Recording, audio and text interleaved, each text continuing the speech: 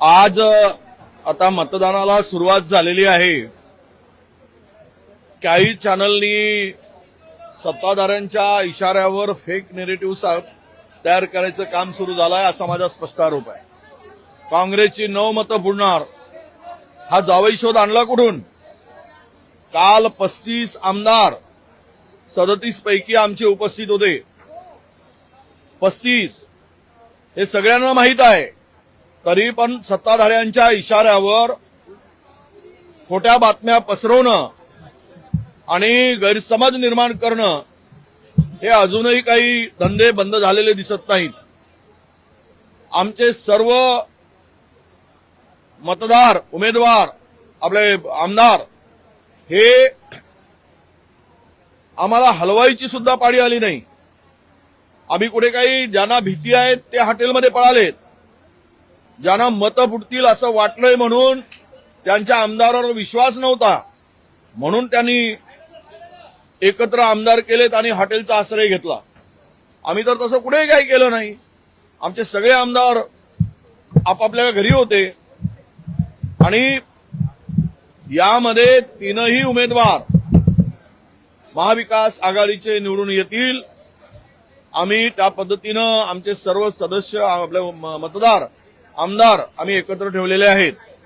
त्यामध्ये कुठेही गडबड नाही.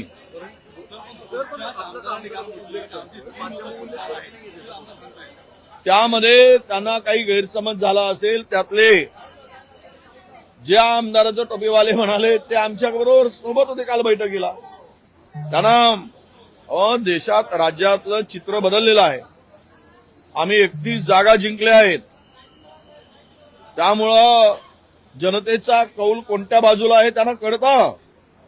त्यामुळे हे भांबावले आहेत सगळे सत्ताधारी.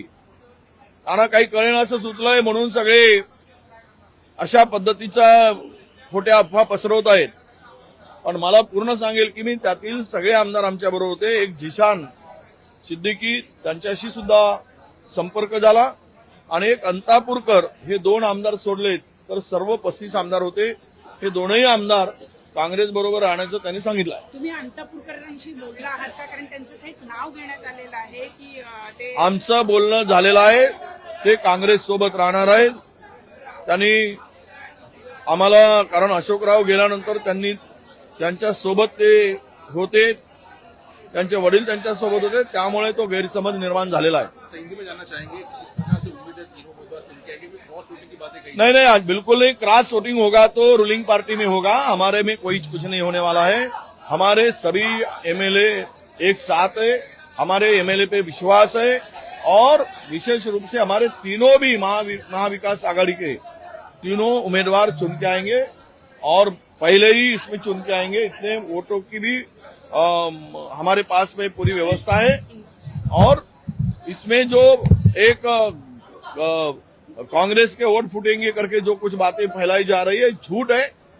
ये पूरा का पूरा चैनलों में ये बातें गलत तरीके से बताई गई है. इसमें कोई तथ्य नहीं है.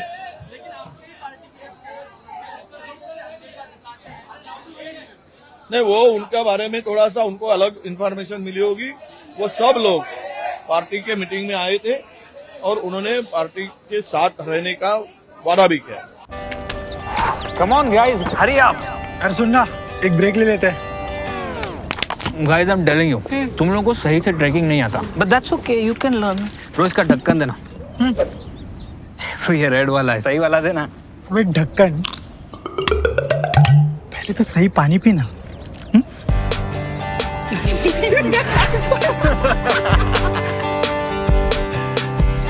Manikchand Oxyrich, proudly Indian.